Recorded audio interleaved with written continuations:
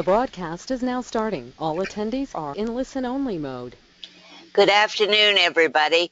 I'm Sharon Dooley, and I'm going to be the moderator for today's talk, which is called SQL Server Defaults Suck. I'm looking forward to seeing what Kevin has to say on this topic.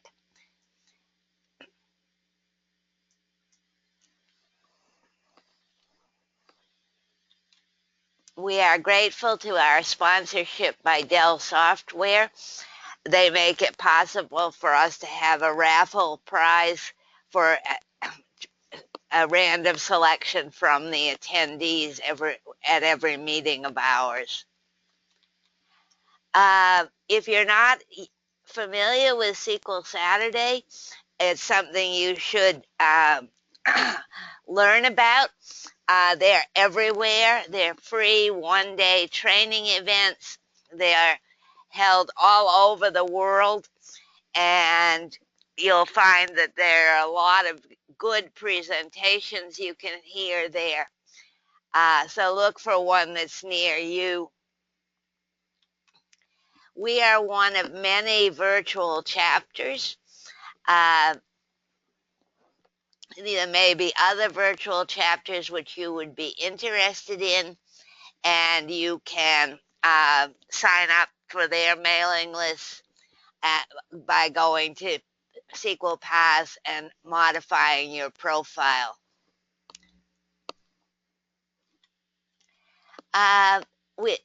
We're a virtual chapter, which means we have no physical presence, but there are a lot of local chapters which do give you a face-to-face opportunity for networking. And you can find out if there's one in your neighborhood. If there isn't one, consider starting one. Most of them meet once a month. I know the Philadelphia chapter meets monthly and usually has pizza. Meetings are like 5:30, 6 o'clock, so you don't have to try to take time off from work. PASS is an all-volunteer organization. Yes, there is some paid staff at the headquarters to manage all of the things like the web pages, but everything else is done by volunteers who contribute their time because they're committed to the community. If you're not already a volunteer, consider doing so. And stay involved. If you're not already a member, the membership is free. It will provide you with a whole lot of valuable training resources. And now I'm pleased to introduce Kevin Bowles. He's a SQL Server expert. He's been working with the product since version 6.5, and he has more than 45,000 man-hours, I'd call it person hours myself, of SQL Server Engine experience. He's an independent consultant, and he's also a frequent speaker, and he's presented topics like this one at over 100 SQL Saturday conferences. And so without further ado, I want to turn the meeting over to Kevin. Come on, PowerPoint. Thank you. And if you have questions, we'll deal with them at the end. Enter them in the questions pane. And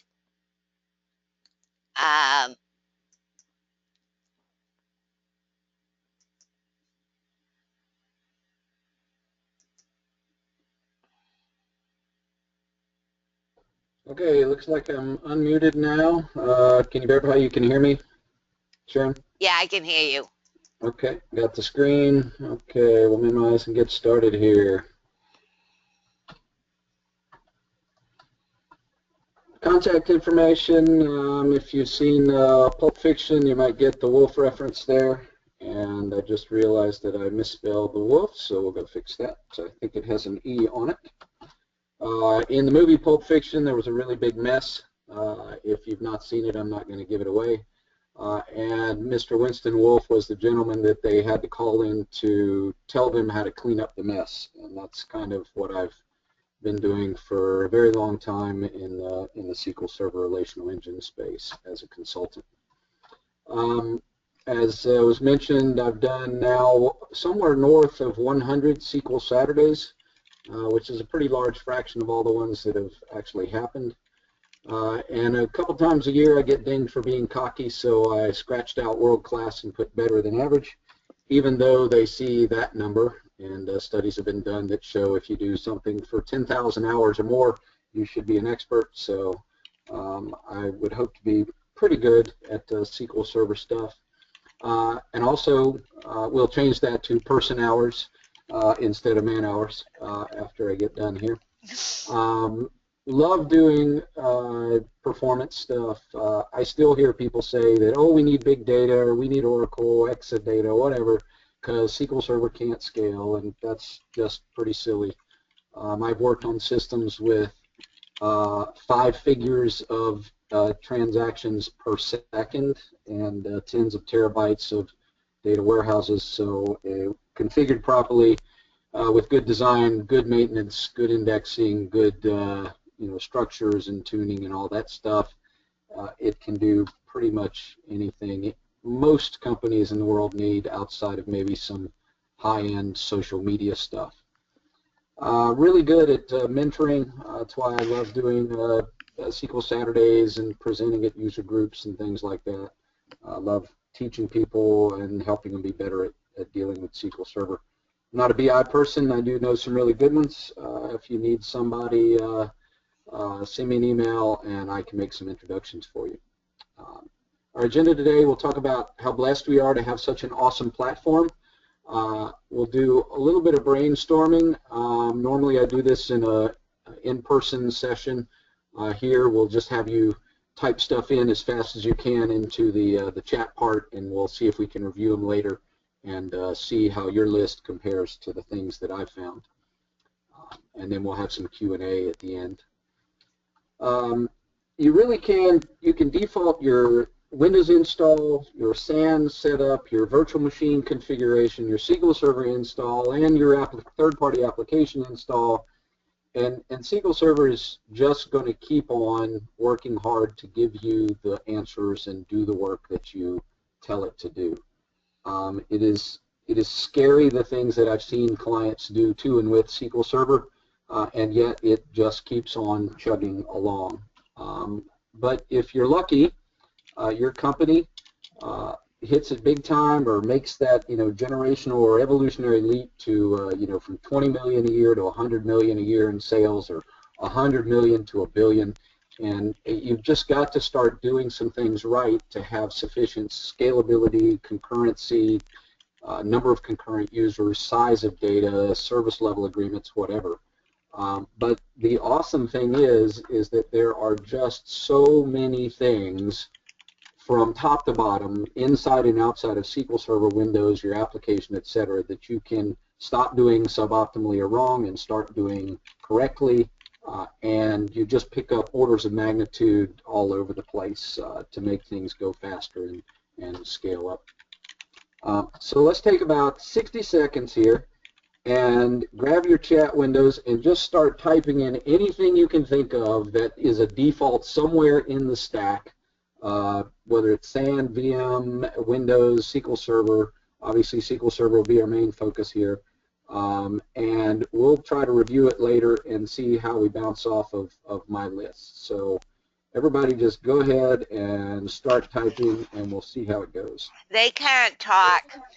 Max, oh, they can't type, but they can chat though, right? And they're type in the putting text them in window? the questions. Max stop, cost threshold for parallelism, temp DB settings, memory defaults, size of database growth, default log size, balanced power membership management, max really memory, auto update stats, service accounts, ANSI settings, ad hoc workloads,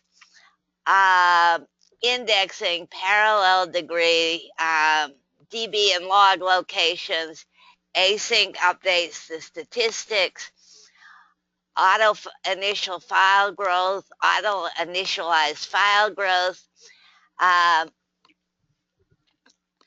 clustering, default You DB guys are doing collation, great. block size Really on great. disk, default max memory. All right, and that would be it. Awesome, awesome collection of stuff there. 170 people on, so I'm not surprised we did really well. Usually I've got somewhere between 20 and 50 people in the room, and we don't get anywhere near the really fine collection that we ran through there. So let's see how we play out, and we'll start off with our disks and go backwards. Sector alignment used to be horribly, horribly bad. Literally 50% throughput loss on pure 64K random I/O if your sectors weren't block aligned when you created your volumes.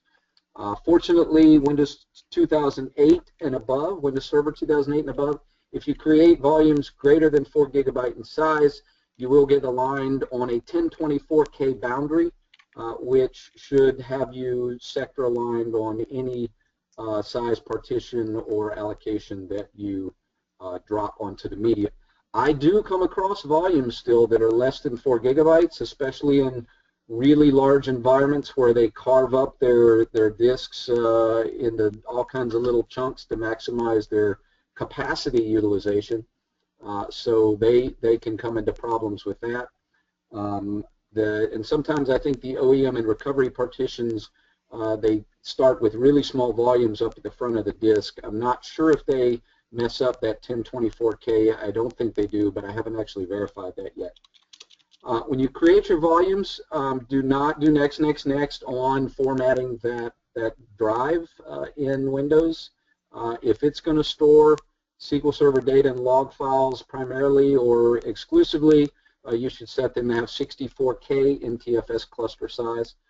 That's not nearly the magic bullet that sector alignment is, but I promise you that large gains in performance can come from doing a lot of small things correctly.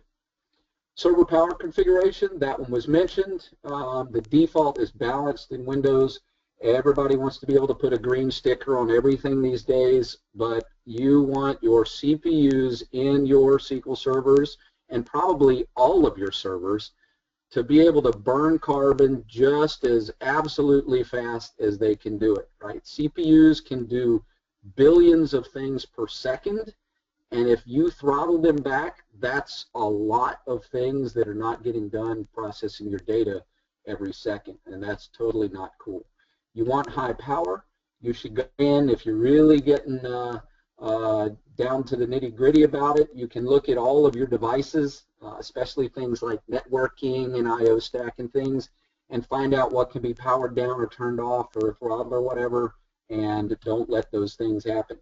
Don't forget, in modern hardware, BIOS and UEFIs have the ability to control CPU power and turbo boosts and all this other stuff at the hardware level as well. You need to review those also. If you're in a virtualized environment, you need to make sure you do both the host, physical host and the inside the guest OS itself.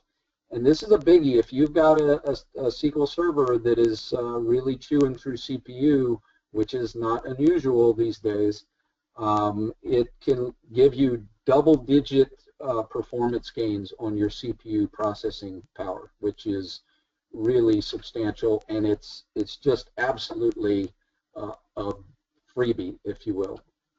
Remote dedicated administrative connection.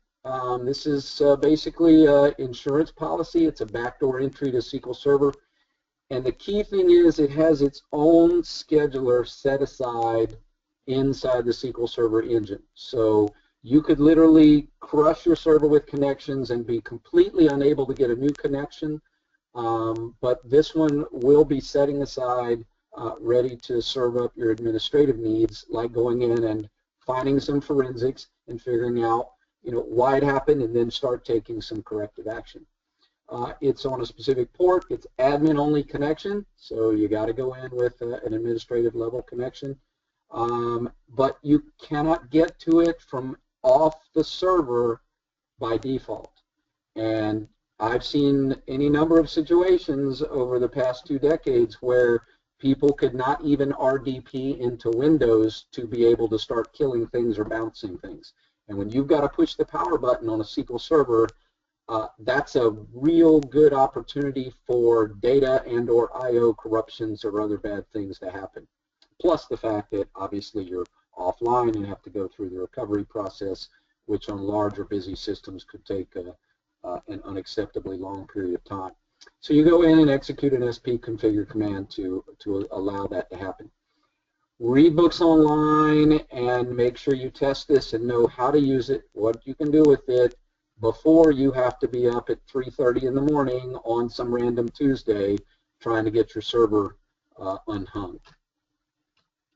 So again, we don't want to have to use it, but if we do need it, we really want to be able to just jump right in with both feet and start making things happen. Database mail. It is not enabled by default. It needs to be set up and configured, you know, accounts set up and users and all that stuff. And almost, I mean, at least 50% of the clients that I go to for health checks or reviews do not have database mail enabled, and they have one or more jobs that are failing sometimes every time they execute, and they have no idea. And I'll tell them, they're like, oh, well, that's why this weird thing keeps happening. So you want to set that up. You want to have all of your jobs tell you if they fail. You want to set up alerts for various severities, and you can find blog posts out there that will tell you what you need to do. You need to, you know, different severities. 822.3, 4, and 5 are physical corruption or I/O issues that you want to know it absolutely as soon as they happen. There's a number of others out there. Backup compression, there's an edge case if you have severe CPU saturation, which outside of virtualized environments, I've only seen that a very few. I mean, I could count them probably on one hand the number of times I've seen really bad CPU saturated systems outside of virtualized environments anyway. But if you are CPU bound, obviously backup compression is going to increase the CPU pain by trading CPU ticks for, you know, the I/O that you're going to have to write. You can also obviously use third-party tools, all of which offer additional benefits such as the encryption capabilities and GUIs and wrappers and all that kind of stuff. No maintenance. This one is really something that you have to do. They've got this cool thing called maintenance plans. Please don't use those. Write that down if you're not using it now. Every single client I go to is told to use this, and I don't know of a client that I've been to yet that has not switched to using this. Free, fully documented, great developer support. He's a really nice guy too, Ola Hallengren. Incredibly flexible and powerful. It knows about always on and, you know, readable secondaries and all this, you know, mirroring and all this cool stuff. It will create SQL agent jobs for you if you run a big script, and all you have to do is configure them and schedule them, or you can copy them and make multiple different schedules and configurations. And it hits all the things that you need: backups, statistics, index maintenance, and CheckDB. And I tell clients to never, ever use a maintenance plan, and absolutely never, ever, ever for anything related to index or statistics maintenance. They're just abysmally bad. Number of references when we were doing our, hey, what do we think's bad for defaults 60-second run on database file size and growth increments, and they are indeed one of the worst things that that are out there for us. 4 megabyte initial size and 1 megabyte for the growth. That's a million little pieces of data scattered all over your rotating media for a 1 terabyte data warehouse. And think about disk has to rotate, and its head has to slew to every little section, so you never, ever, ever get any sequential I/O whatsoever off of these disks, and it is unbelievably devastating for your I/O response time and throughput. You just can't imagine. You also wind up with internal object fragmentation because everything gets allocated a megabyte at a time. It's never contiguous to anything else. There's no free space in the database. You're always stopping everything to go and allocate another 1 megabyte chunk from the OS. Yeah, that's fast, but it's still some milliseconds that everything stops while it's happening. Log size is 1 meg and 10% growth. Same bunch of little fragment pastes all over, but inside the you get virtual log file fragmentation, and you can wind up with tens of thousands or more of little virtual VLFs inside your logs, which have a number of bad things. Also, then you wind up with, say, a 70 gigabyte transaction log for a large, very active database. And if it fills up for some reason, somebody hangs an open transaction for a while, and it has to grow by 10%, that's a 7 gigabyte file created by Windows that will be zeroed. Every bit of every byte of a 7 gigabyte file will be zeroed out. While that's going on, and it can run for many minutes on slow I/O systems or worse, there's zero transaction log hitting activity happening to your database. So again, 2:23 in the afternoon on a Tuesday, all of your order entries stop on your system. And if it's, say, an online retailer, and this happens on Cyber Monday, you could literally go out of business because of this. And certainly, if nothing else, people are going to go buy your widgets from your competitors. You get severe, if you've got severe fragmentation, you really need to consider a defrag evolution. That is a mini project into itself, and there's a lot of caveats, provisos, limitations, and gotchas. Auto growth should never be allowed to control the size of your database files, data or log. None of it, ever. It should be an exceptional event, and somebody made a mistake, like the salespeople sold to a huge client, and they're backloading 10 years worth of data, and nobody told the DBA. You should size your database and transaction log files for 12 to 18 months growth. Right now, make them that big. Free space is good inside your database files, plus you get sequential I/O off of your rotating media when it's appropriate to do that on, say, large table or index scans. Monitor your free space regularly and take action as appropriate. To set up your transaction logs, Kimberly Tripp, a couple of seminal posts that everybody uses to size and maintain their transaction logs. Really need to look at that.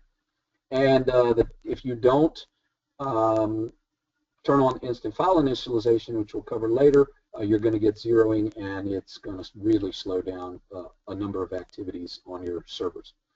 TempDB config, heard this one come across, that one file per CPU core is just really not good advice on modern hardware and modern SQL Server.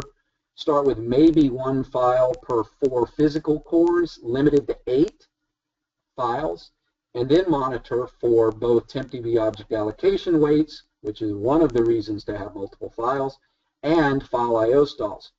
Remember, the more files you have on fewer spindles, you are creating I/O bottlenecks by forcing the heads to slew and the disks to rotate to get underneath of that. And TempDB is round-robin allocation. You got 32 files, you put some stuff in there, it's got to move disks 32 places to take care of processing your I/O.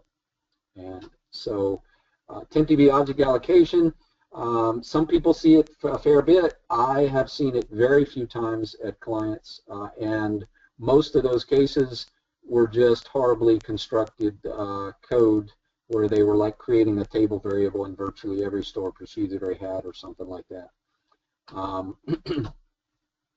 Size them equally, identical, intelligently set growth factors, or a lot of people just create a certain size volume for TempDB and they just fill it up as appropriate without any growth. That way it's as big as it needs to get, and if it gets any bigger, well, it was going to blow up anyway, and then you need to go figure out why it filled up and build a box around that. MSDB indexing. I came across a client once that was spending just over 20 minutes of every 30 minutes crushing TempDB using over 30% of the CPU on the system, chewing through 2.2 million rows in various backup MSDB tables to do cleanup. And that was obviously a really bad thing. So they should have archived out their backup history, which I encourage you to do. And without the indexing, they were scanning these big 2.2 million row tables, and it was a really bad thing. So prudent. There's a lot of rows that can get created, especially by third-party systems, or if you have a lot of databases or do a lot of backups. I once had a system where we got up to over 7,400 databases on one SQL server, and that was a place where we created an awful lot of MSDB activity.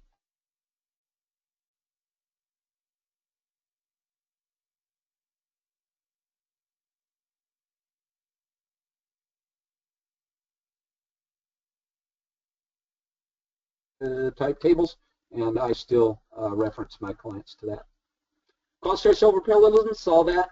Default of 5, universally too low, and every one of you on this phone call or this WebEx that have that almost certainly have too much parallelism happening on your servers, unless you, well, it's hard to think of a situation where you would not have too much parallelism going on. Maybe a really, really well-tuned OLTP application. There really is no hard and fast rule. If I don't have any other guidance, but I always will, I'll pick, say, 15 for OLTP and 40 for OLAP systems. Mixed mode, well, you gotta, to kind of analyze things and do the best you can there. Adam Mechanic and Paul White have done some really incredible things with how you can get better parallelism and get parallelism in the first place in cases where it doesn't happen. If you're doing large-scale data warehousing, you really need to look at Adam Mechanic stuff and also some things by Paul White. But too much parallelism, I mean, modern CPUs are just incredibly powerful in single-threaded performance, and we need to take advantage of that.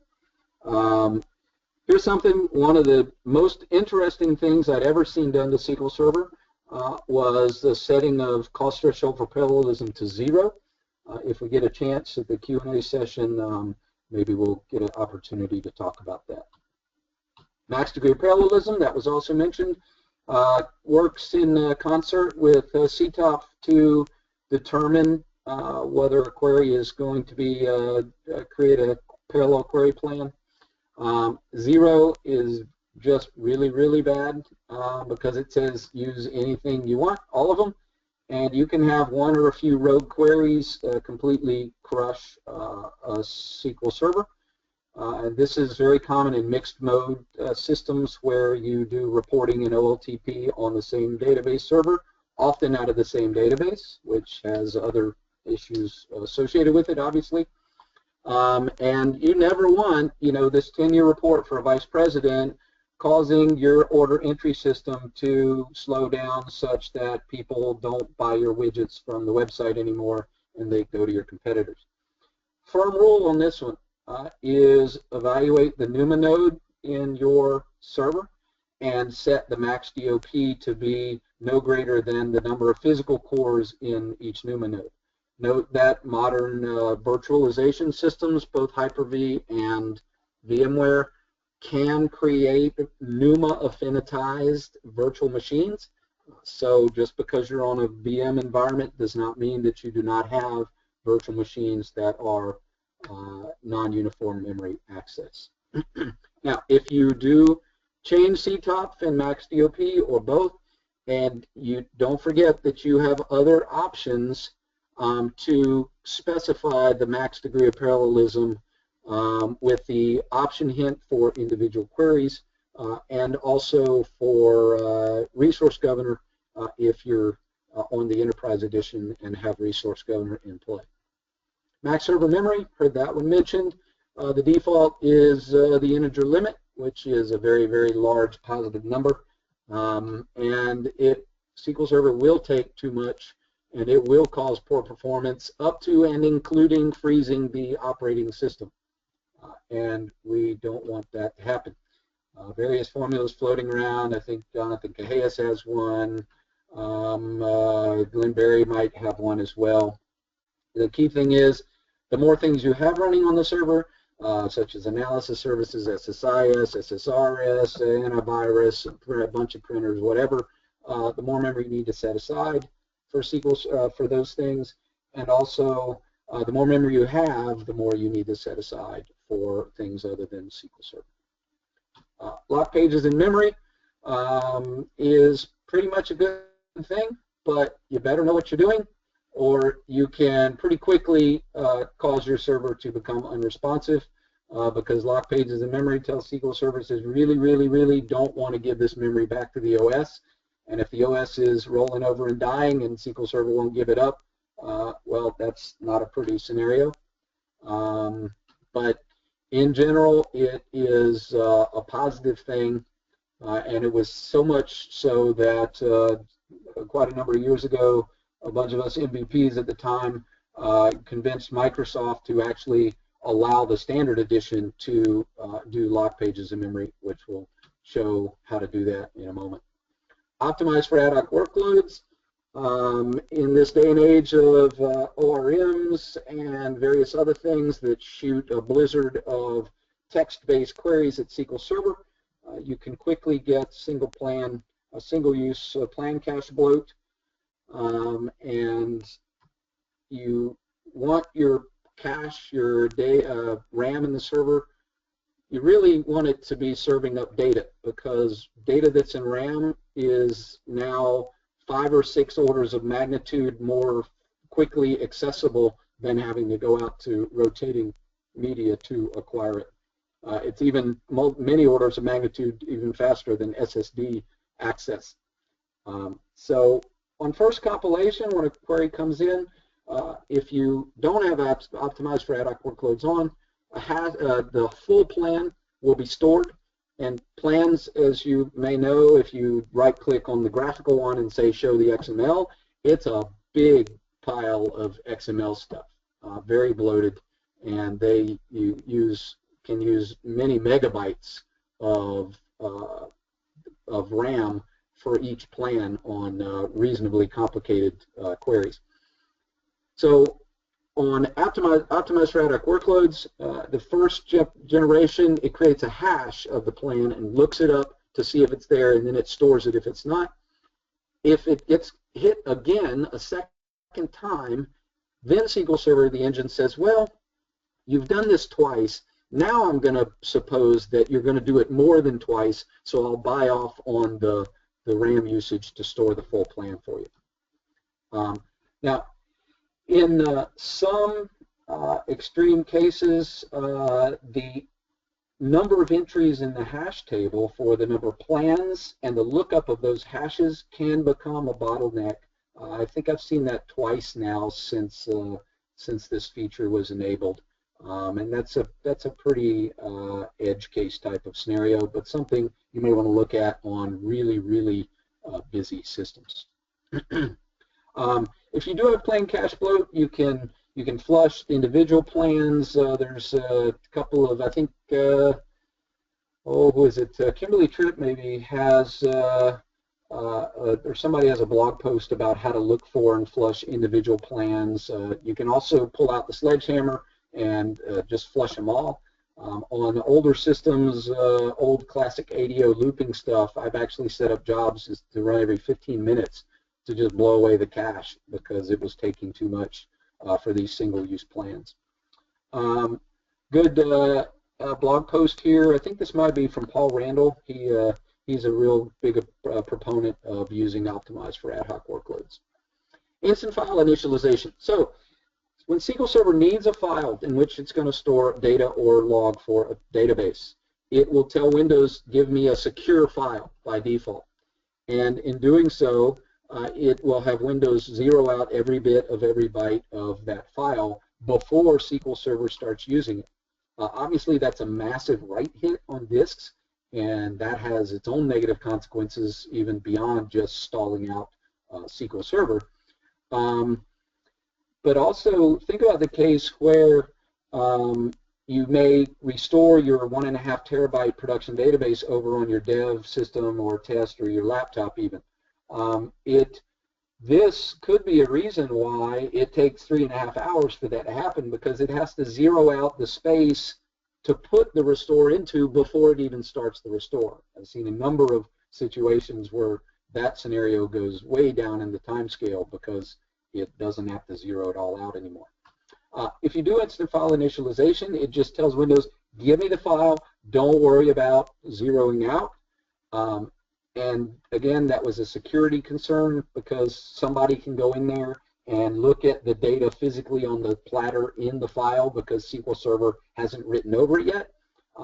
I submit to you that if someone is reading your SQL Server files with a hex editor, you're already in really big trouble. And again, this does affect the database restores. You almost certainly want to enable this unless you're in some form of ultra secure requirement environment. And it's a property set for the SQL Server.exe login account. If you're on local system, you get it, but hopefully you don't do that because for various security reasons.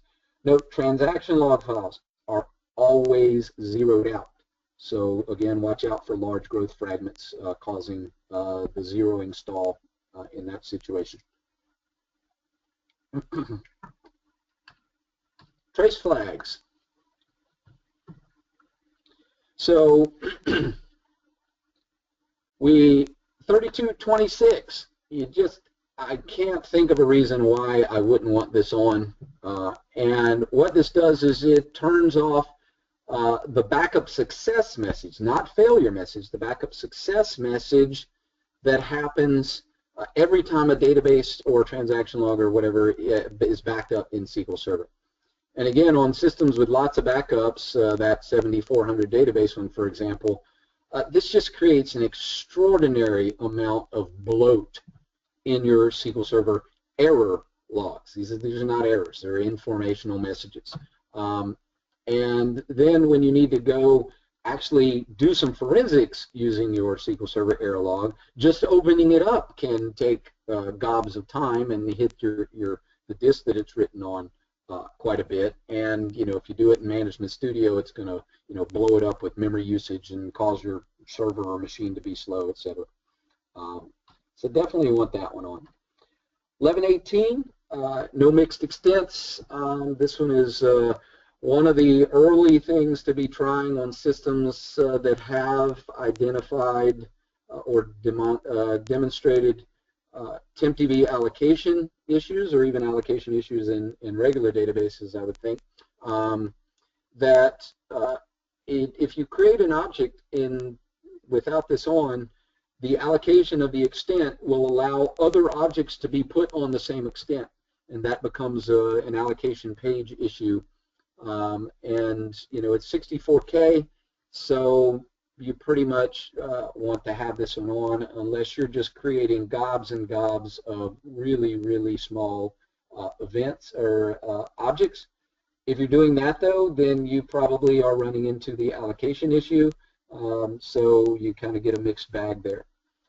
835 is the trace flag that I mentioned that Microsoft put in to allow you to have lock pages in memory on standard edition SQL Server, which again, done correctly, is usually a good thing. 2371, auto update statistics mod counter scaling. This is one where an 800-pound gorilla went to Microsoft and said, your product has a problem, fix it. And because they were an 800-pound gorilla, namely SAP in this case, the SQL Server product team said, yep, we're on it. And the problem is that auto-update statistics only refresh your statistics after you've modified 20% of the rows in a table with more than 500 rows, which is essentially all of them, plus 500 rows. That can be, you could go weeks or months or longer on larger tables doing all kinds of activity before you modify 20% of the number of rows in that table, right? I mean, if you got a 100 million row table, you got to do 20 million modifications before AutoStats is going to update the affected statistic. Clearly, many systems do not operate optimally if they don't know anything that's happened in the last 3 months, right? So this trace flag, which I don't have a, if you go to the link there, it's a really, really well-written article that actually has a graph in there that will show you how the percentage of number of rows you need to modify goes down as the number of rows increase in a table. Now, also note that sometimes, though, if you do have a 100 million row or a billion row table, you may not want statistics to fire off, especially multiple of them, at some random 2:23 in the afternoon on a Tuesday, because that's all of a sudden going to be hammering your I/O subsystem and other things while it's doing these computations. So on larger systems, larger tables perhaps, and data warehousing especially, you may want to disable auto-update stats completely and set up your own construct to manage that. This is especially done in data warehousing where you do your own ETL, say nightly, and you've got enough of a window to do a full scan update stats on everything after the ETL anyway. So why would you want AutoStats to fire once or maybe even more than once during your ETL process, slowing things down when you're just going to, full scan repopulate them afterward anyway? Biggie to consider, 4199. So since 2005 came out, Microsoft has been finding and fixing flaws or edge cases or just gross, unfortunateness in the cost estimation system, the optimizer itself, in the SQL Server engine. However, they didn't want to cause a bunch of regressions and breaking of things and all the support calls that would come from that by just dropping it into the optimizer itself. So they put them into trace flags. Now, note that in 2014, they did actually cause a lot of breaking changes to the cost estimation system, and by completely rewriting it, but you have trace flags to turn that on and off and things like that. And so that's one case where they said, well, it's 25 years old now, so we really need to change our cost optimizer. But they wound up with so many of these individual trace flags to turn on or off changes to the optimizer that it became unwieldy, and they realized that a lot of people benefited from a lot or most of them. So they created 4199 as a trace flag. It's like the one trace flag to rule them all. All of those optimizer changes that were dropped into trace flags since 2005, you get to pick up all of them by simply turning on 4199. And I really encourage you. I think at the in the end of the document here, I've got a link that will show you that trace flag, and it's got links to all the things that it enables, the improvements. And I would imagine that many of you would benefit from quite a few of those. Do obviously test that though, because if you get a 99% improvement on lots of stuff, but the query in your system falls off a cliff and you roll it out, well, you're going to have a very unhappy experience with that. Miscellaneous stuff, antivirus exclusions, it's a lot more than just disallowing scans on MDF, NDF, and LDF. Article there. Patch everything, and I mean everything. The drivers and firmware, especially in the I/O stack and the networking stack too. But firmware and driver problems in the I/O stack are the root cause of almost all of the database corruptions that happen to SQL Server and all other, file-based corruptions, whether it's a database system or just a file server. Windows patches, SQL Server. Note that SQL Server now, you just can't wait for service packs anymore. That ship has long since sailed, and you need to keep up with reading the cumulative update lists that come out and test and apply those as appropriate. SB Who is active, it's not a thing with SQL Server, but you really need to be using it if you're not. If you don't have third-party monitoring, the performance dashboard, freebie set of report server reports can give you a lot of helpful information. And let me see here. I think that is just about it. Let me see if I have here. Ketcher has some information. A couple of checklists from Brenozar. I don't have the 4199 trace flag included here, but I do encourage you to go. It should be pretty easy to do a Benoogle search and pull that one up. If you're on Twitter, the SQL Server or the SQL Help hashtag, and for SQL Saturday, if you go to SQLSaturday.com, you can pull up every event that's ever happened by finding all the past events, and go to their download page or schedule page, and anything you see with an orange download button, there's a lot of really, really good free content out there. I think it's one of the better resources online for learning about what's important to you on SQL Server. We'll open it up for questions now. I don't know if I can see the.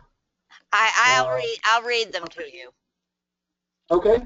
I've got them. I've been sort of monitoring them and getting rid of the ones about is this being recorded and all of that. Okay.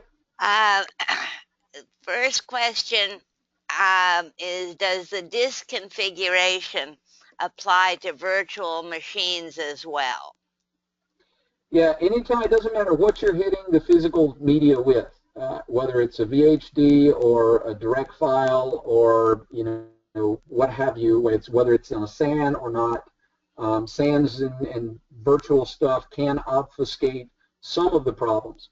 But if you've got too few disks anywhere carved up into too many pieces parts, whether it's RAID groups or LUNs or physical files or what have you, you're making the heads spin and you're making the disk spin and the heads move, and that goes 5 milliseconds, 10 milliseconds, 50, 100, 3,000 milliseconds, and it just gets out of whack really, really quickly. Okay, an observation that your disk configuration is true for everything except NetApp SANs. Okay, with NetApp, I've had really bad experience at clients with NetApps, but again, I don't care what you've got. If you're spinning disks and you make too many little pieces, they will be slower. It's simple math, and you cannot escape that. And this is a suggestion. The poster says Minion Reindex and Minion Backup are free and well supported and arguably better than OLA's stuff. Okay, I'll take a note of that and go look those up. So they do index and backup, was it? Yep. And I'll send you a copy of the questions list so you'll have the spelling and everything. Okay, cool.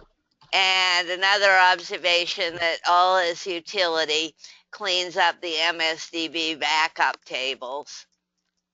It does have options to clean up not just that, but some other things as well as it can do logging to files for you as well. So that is true.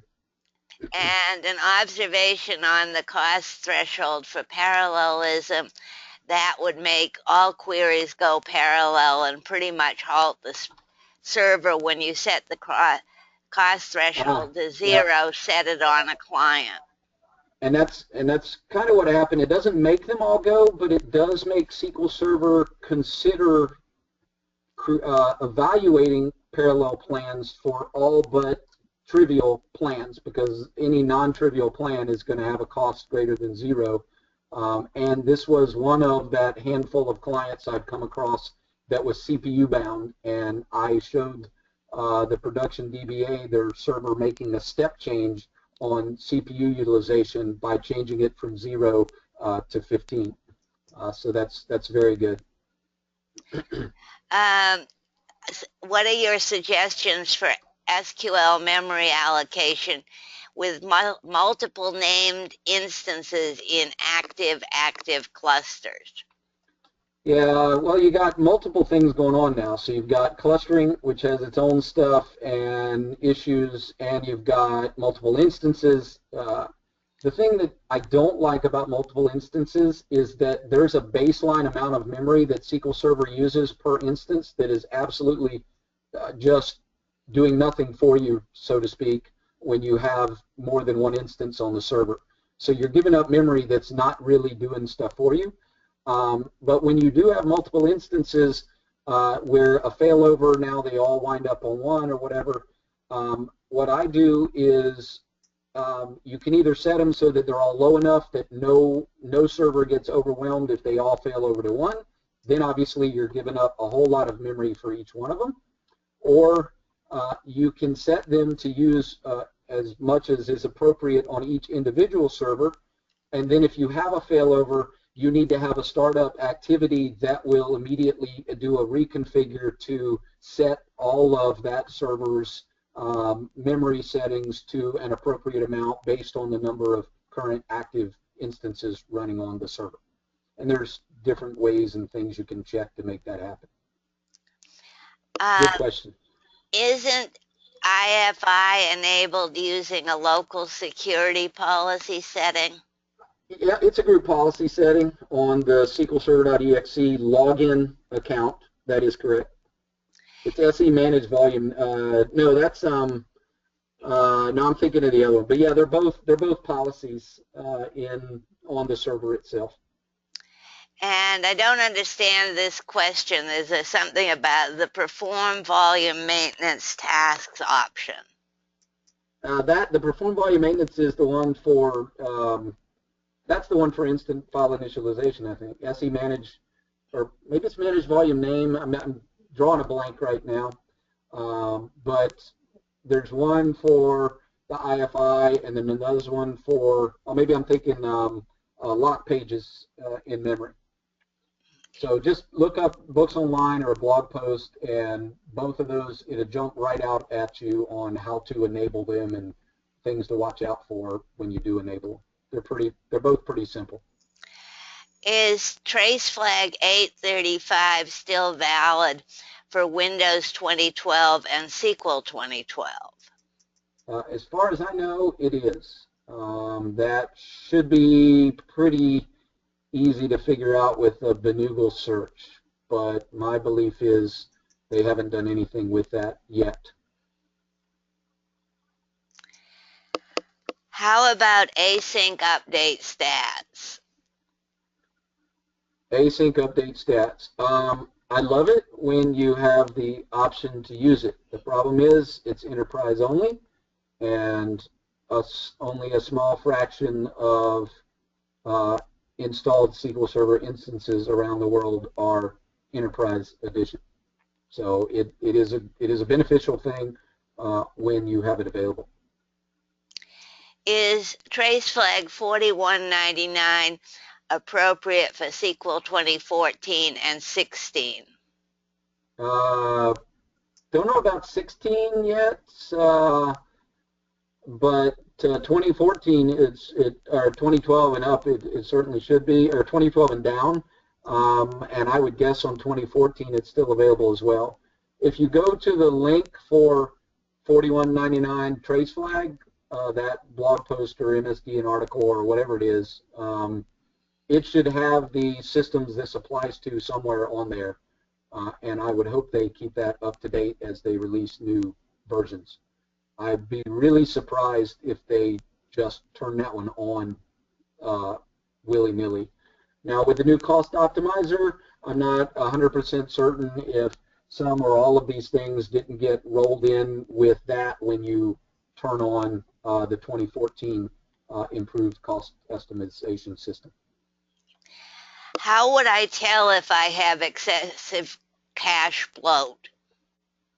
Glenn Berry's diagnostic scripts is the way that I do it, and that's the way you should probably do it too. If you don't know about those, just Google Glenn Berry, B-E-R-R-Y, SQL Server Diagnostics, and you'll get a link to blog posts. He's actually currently going through a 30-day blog post series to explain a lot of the things that those queries do. Totally awesome. You get Excel spreadsheets that you can actually copy and paste the output into dedicated tabs for each of his queries. I don't know, 60 some I think he's up to now, different queries that tell you all kinds of things about your server and your database, and lots of nitty gritty. If you don't use those, I use them all the time, and I tell all my clients to as well, so take a look at that. All right, I think we've talked about this, but I'm not sure what, this is a new question. Cost threshold for parallelism set to 0. Yeah, we covered that. It's a bad thing. Don't do Okay. it. It was very interesting, though. If I set tempdb initial size and logs to the max drive capacity, will this affect the startup time of the instance? Transaction log, it will. Because if you set a 100 gigabyte transaction log for tempdb and you start the server, it's got to zero out 100 gigabytes of transaction log for the tempdb and SQL Server. Now, actually, something's tickling the back of my mind. I'm not 100% certain that the transaction log for tempdb does have the same requirement that recoverable databases do, as far as that's the reason why the tempdb fragments and files get zeroed out, is for recoverability purposes. And when the log was processing, it has to be able to see the run of zeros to know I just hit the end of valid, transaction log data. Since the tempdb is not a, quote, recoverable, if you will, database, I'm not 100% certain if it gets zeroed out. That's something we could probably throw on Twitter, and Paul Randall probably knows right off the back of his head whether that happens or not. But I would say that's something to test or ask about. That's an interesting question. All right, here's a challenge for you. Can something be done about the SSIS maintenance job that runs forever? What is it? What SSIS maintenance job? I don't know what that means. Maintenance jobs, stored procedures are created in which I mean, the maintenance packages themselves are like SSIS stuff, I believe. If they're running forever, then you just need to go and find out what are they doing. Well, first thing I would do to see about information about something that's currently running is SP who is active. Well, what is it doing right now? Is it backing up a database? Is it CheckDB? Because CheckDB can take days to run on large systems and or with poor I/O or tempdb capabilities or low RAM. Okay, the questioner expands that. It's a delivered job that cleans up old runs. Oh, if it's cleaning up old data, well, then you need to figure out how is it cleaning up old data. My guess is it's trying to do too much deletes at once. There may be too many indexes. It could be blocked by other activity. Lord knows it could be blocking other activity, which might be really bad. You just need to look at anything that runs a long time. It's pretty easy. You find out what it's doing, you find out why it's slow, and you build a box around it, and then you try again and iterate until it runs acceptably. Something that's cleaning up historical stuff, I always look to batch it into small numbers of rows that I can iterate over, say 5,000 or 10,000, and guarantee that I get index seeks to find the rows that I'm going to index or to delete, so that I don't ever escalate up to a table lock. I never do more than rows or maybe page locks, and I don't have long-running transactions. I can put wait for delays of a tenth or a half a second or whatever in between batches to open up headroom on the server. I don't blow up transaction logs because I watch that. There's a lot that comes about with cleaning up or deleting old data. Okay.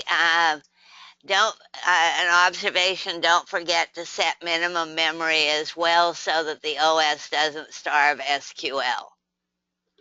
I have never done that or heard that that is a recommendation, but I will put it down to take a look at that. What database should you create the O'Halloran stored procedures in? You should create it in what is known as your DBA tools database. And everyone should have a DBA tools database in which they put all the scripts and diagnostics and things that they want to run or store on their system, such as file IO stall analysis and wait stats analysis and O'Halloran stuff and all these other things. SBU is active, I would say, but that goes in master as a system store procedure. I think it definitely goes in master, so it's always available. So that one doesn't really count. So that's where you should put that. Okay, and a comment on the SSIS delete issue. It's a problem with a lack of indexes in the SSIS database that was fixed in a service pack, and MS SQL Tips has something about managing the SQL Server SSIS catalog database. Yeah, so just like MSDB, the backup tables not being indexed, just because Microsoft, wrote something for us doesn't mean that they're going to do a good job from a SQL Server perspective. SharePoint, anyone, right? Which is just silly from a SQL Server, construct. So when we find systems that don't have proper indexing or don't do things right, we need to do the best that we can to help them, be able to perform acceptably. Now, sometimes you may have to put indexes on things that may actually avoid your warranty. I'm not espousing that you do that. I'm just saying that some systems don't run very well if you don't do that. And if you do that, you can create scripts that will drop them before you call for a support need or apply a patch, and then possibly put them back on after you get out of trouble or apply your patch or whatever. So SharePoint is actually one of those types of systems, by the way. Okay, it seems to be all the questions. Thank you very much, Kevin. Please send me your PowerPoint so that I can post it along with the recording. Yep, that was a question I had. Excellent. Okay, thank you very much. Thank you, everybody, for coming. We'll meet again in February. I think it's on the 10th, and that's it.